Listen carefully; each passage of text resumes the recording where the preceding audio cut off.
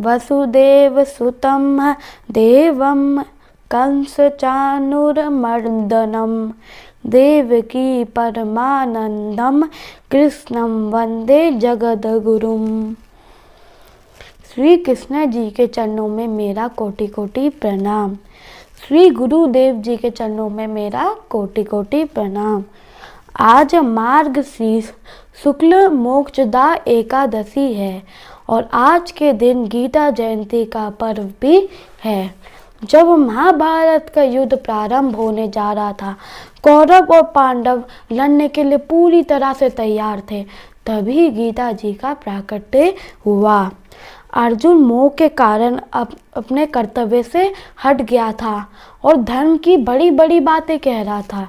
तभी भगवान ने गीता जी का उपदेश दे करके उसके मोह को भंग किया और उसको अपने कर्तव्य का ज्ञान कराया। तो लोग कहते हैं कि गीता जी का उपदेश तो बस साधु संतों के लिए होता है, मगर जो गीता जी सुना रहे थे और सुन रहे थे वो दोनों तो गृहस्थी थे।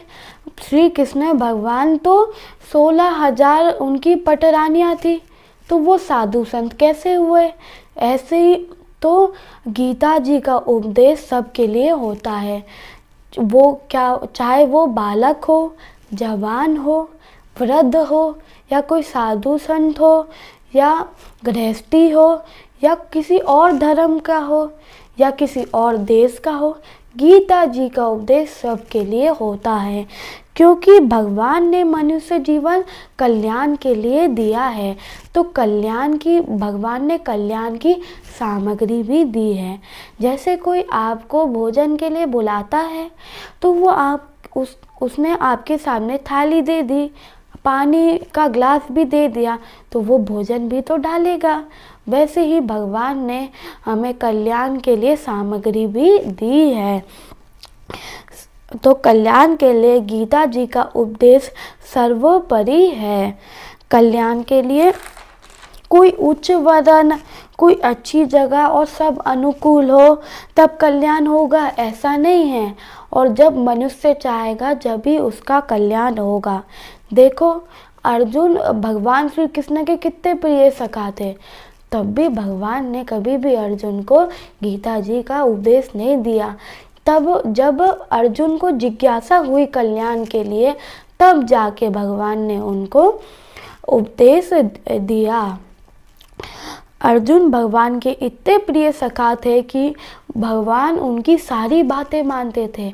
अर्जुन भगवान से कहते हैं, हे कृष्ण, दोनों सेनाओं के बीच मेरा रथ ले जाओ, मैं देखूंगा मैं किस किस के साथ युद्ध करना चाहता हूँ। तो भगवान श्री कृष्ण उनकी बात भी मानते थे। वो उनके सारथी बन करके उन्होंने गीता जी का उपदेश दिया धर्म के विषय में। तो पांडव और कौरवों की धर्म की लड़ाई थी। एक तरफ दुर्योधन जो अधर्म के साथ था और एक तरफ युधिष्ठिर जी जो धर्म के साथ थे। जहाँ पे गीता जी सुनाई वो जगह थी कुरुक्षेत्र, और लगभग 5122 वर्ष पूर्व भगवान श्री कृष्ण ने गीता जी सुनाई राधा कुंड पत्र के अनुसार। और भगवान श्री कृष्ण ने 124 वर्ष की अवस्था में गीता जी सुनाई और वो 125 वर्ष तक इस धरातल धरती पर रहे। गीता जी में 18 अध्याय है, 700 श्लोक है। हमारे सनातन धर्म में गीता जी को सर्वश्रेष्ठ माना जाता है। हमारे भारत देश में कोई विशेष ग्रंथ है तो वो गीता जी है। क्यों? क्योंकि वो भगवान की मुख की वाणी है। तो इसलिए मैं सभी वैष्णव भक्तों से ये अनुरोध करना चाहता हूँ कि गीता जी का पाठ करें और जीवन में गीता जी का उपदेश धारण करें। तो गीता जी हमारे मनुष्य जीवन में बहुत उपयोगी है।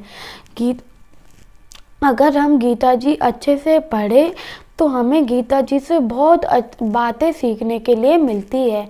हमारे देश में सबसे ज़्यादा टीका गीता जी के लिए ही लिखी गई है और गीता जी में कभी भी किसी धर्म का शब्द उपयोग नहीं करा, ना कोई हिंदू, मुस्लिम, सिख, ईसाई कोई भी धर्म का शब्द उपयोग नहीं करा गया है। गीता